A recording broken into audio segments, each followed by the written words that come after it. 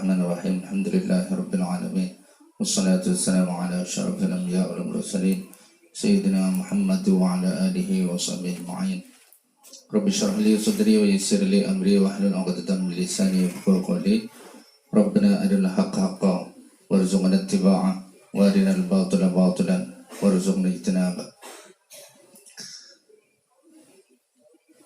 Pembacaan kitab Hadis Arba'in sampai pada pertemuan yang ke-8.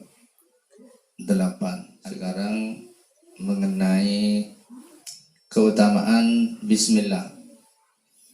Keutamaan Bismillah ini terdapat beberapa riwayat hadis dan ada pula athar. Di antaranya menjelaskan bahwa Bismillah adalah permulaan yang ditulis oleh qalam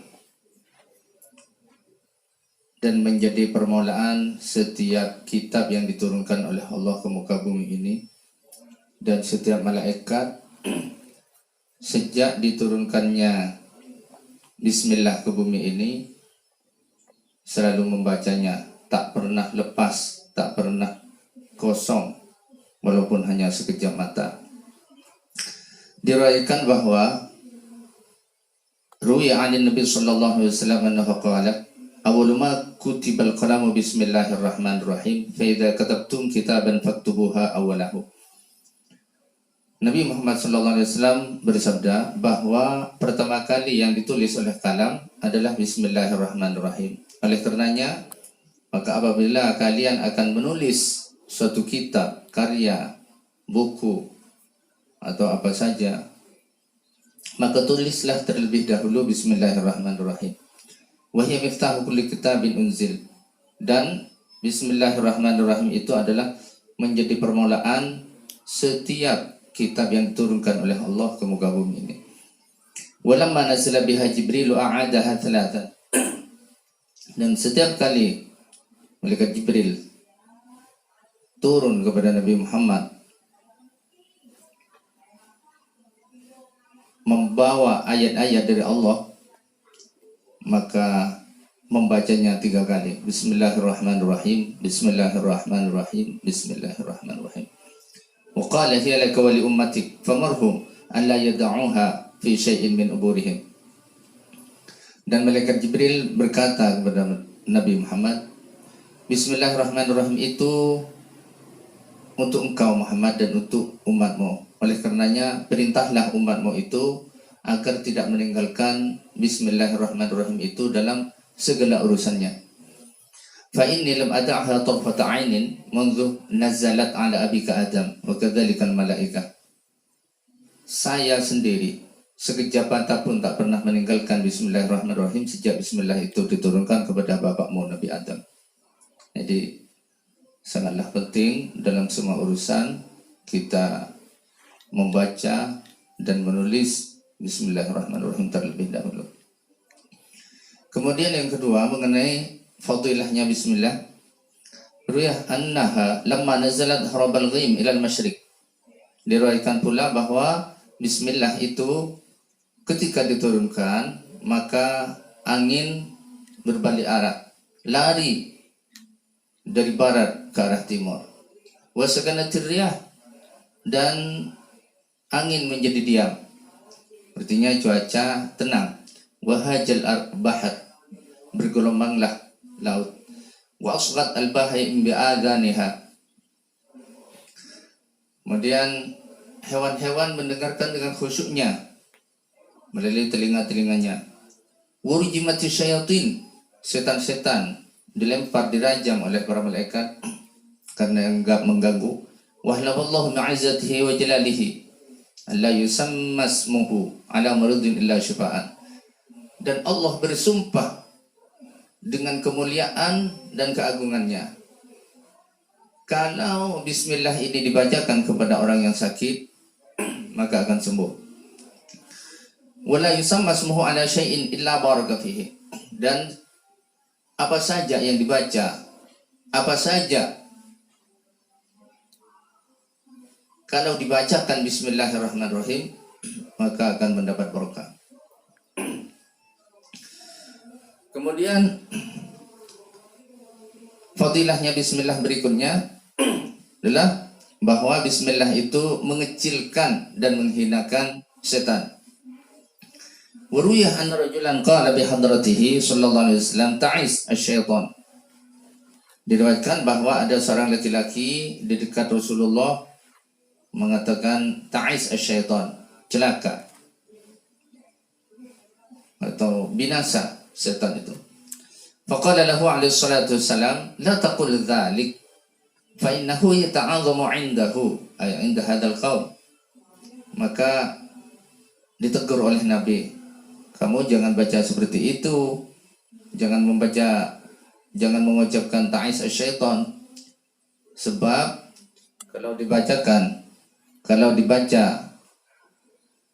ta'is asy-syaitan, maka syaitan menjadi besar, menjadi bangga, merasa agung, merasa mulia. Walakin qul bismillahirrahmanirrahim fa innahu yasgharru hatta aqalla min dzubabatin. Tetapi katakan bismillahirrahmanirrahim, ucapkan bismillahirrahmanirrahim. Kalau dibacakan bismillah, maka setan itu akan menjadi hina, mengecil, bahkan lebih kecil daripada lalat. Lebih kecil daripada lalat. Kemudian mengenai fadilah berikutnya dari bismillah ini, diriwayatkan man arada an yahya sa'idan wa yamutu syahidan falyaqul inda ibtida'i kulli syai'in bismillahirrahmanirrahim ay kulli syai'in dzibalin. Orang yang membaca bismillah setiap kali urusannya, urusan yang baik tentunya, yang dipandang baik menurut agama, menurut syariat, maka hidupnya akan beruntung. Dan kalau mati syahid. Mati syahid di sini tentunya tidak sama dengan mati syahid dalam peperangan melawan orang non-muslim. Tetapi mati syahid di sini, mati syahid fil akhirah, tetap memandikannya sama, disolati, dimandikan, dikubur biasa, dibungkus. Jadi kata Nabi, barang siapa yang ingin hidupnya beruntung atau bahagia dan matinya mati syahid, maka di dalam melaksanakan aktivitasnya mulailah dengan bismillahirrahmanirrahim. Kemudian yang kelima, fadilahnya bismillah yang kelima, diriwayatkan ruwiya bismillahirrahmanirrahim ummul Quran wa hiya ummul kitab wa hiya sab'ul mathani. Bismillah itu oleh Nabi disebutkan ummul Quran, induk Al-Quran, ummul kitab, induknya kitab, wa hiya sab'ul mathani, dan 7 bacaan yang diulang-ulang. Riwayat ini sebenarnya ada juga yang menjelaskan Fatihah, tetapi ini mengenai bismillahirrahmanirrahim. Tetapi ini mengenai bismillah ya, bismillahirrahmanirrahim. Makanya Al-Allamah As-Sabban di dalam karya ilmiahnya menyarahi bismillahirrahmanirrahim ini menjelaskan begini: la'alla waswaha bihadza bi'antibari istimaliha ala ma'ani al-Fatihah, bi'antibari istimaliha ala ma'ani al-Fatihah. Barangkali Nabi memberikan sifat pada bismillah ini sebagai ummul Quran, ummul kitab, dan sab'ul mathani, karena bismillah ini mengandung makna-maknanya Fatihah. Kemudian yang nomor 6 mengenai fadilahnya bismillah, wa an aliyin karramallahu wajhahu marfu'an, diriwayatkan dari Sayyidina Ali karramallahu wajhahu secara marfu', maksudnya tetap dinisbatkan, yang mengatakan adalah Nabi Muhammad. Ma min kitabin yulqa fil ardi Wa fihi bismillahirrahmanirrahim illa ba'athallahu malaikatan yakhufuna 'alaiha bi ajnihatihim.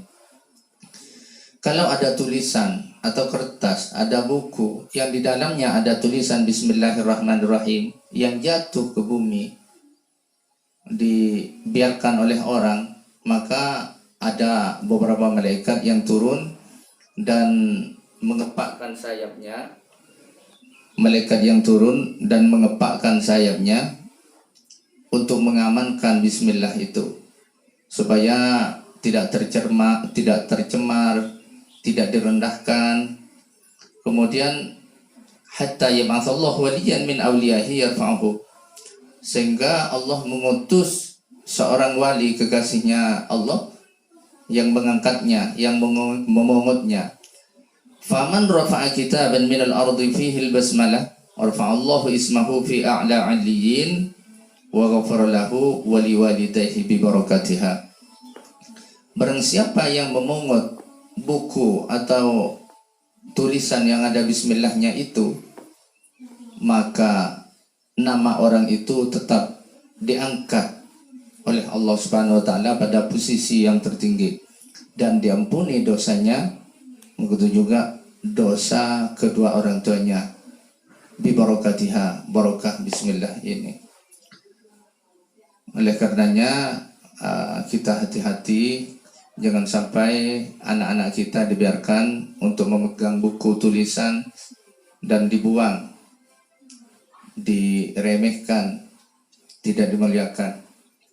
Yang kedua, kalau ada tulisan, buku, kertas misalnya jatuh berserakan di tanah, kalau kita lihat ada tulisan bismillah, ambil. Karena orang yang mengambil atau memungutnya akan diangkat oleh Allah derajatnya dan akan dapat pahala. Karena memuliakan bismillah itu sama dengan memuliakan Allah Subhanahu wa taala, atau bagian dari memuliakan Allah Subhanahu wa taala. Yang ketujuh dari fadilahnya bismillah, orang yang membaca bismillah dalam keadaan iman yang sebenar-benarnya, maka gunung-gunung ikut membaca tasbih bersama dengan orang yang membaca bismillah itu. Ruya anhu sallallahu alaihi wasallam annahu qala, man qara'a bismillahirrahmanirrahim wa kana mu'minan sabbahat ma'ahul jibal illa annahu la yasma'u tasbihaha. Barang siapa yang membaca bismillahirrahmanirrahim dengan keyakinan yang sebenar-benarnya, menyadari, mengakui, beriman kepada Allah Subhanahu wa taala, maka gunung-gunung membaca tasbih atau mensucikan Allah bersama dengan orang yang membaca bismillah itu. Namun orang yang membaca bismillah itu tidak mendengar suaranya gunung-gunung tersebut, karena beda dimensi kita, dimensi manusia dengan dimensi benda mati. Katakan dulu gunung itu benda mati menurut biologi, kan begitu. Kemudian yang nomor 8, fadilahnya bismillah, orang yang membaca bismillah maka dicintai oleh surga, dirindukan oleh surga, dan didoakan positif oleh surga. Ruya annahu sallallahu alaihi wasallam annahu qala, ruya anhu sallallahu alaihi wasallam annahu qala, diriwayatkan dari Nabi Muhammad sallallahu alaihi wasallam bersabda, idza qala al-'abdu bismillahirrahmanirrahim, apabila seorang hamba membaca bismillahirrahmanirrahim, qalatil jannatu, maka surga berkata, labbaik Allahumma wa sa'daik ilahi, kami penuhi panggilanmu wahai Tuhanku. Inna 'abdaka fulanan qala bismillahirrahmanirrahim, sesungguhnya hambamu fulan telah membaca bismillahirrahmanirrahim. Allahumma zahzihhu 'anil nar wa adkhilhul jannah. Ini didoakan oleh surga. Ya Allah, selamatkan dia dari api neraka dan masukkan dia ke dalam surga. Jadi mudah-mudahan kita termasuk penggagum dan pengamal Bismillahirrahmanirrahim, dengan harapan mudah-mudahan fadilah dari Bismillah ini akan kita raih semua. Wallahu a'lam bishawab. Wassalamualaikum warahmatullahi wabarakatuh.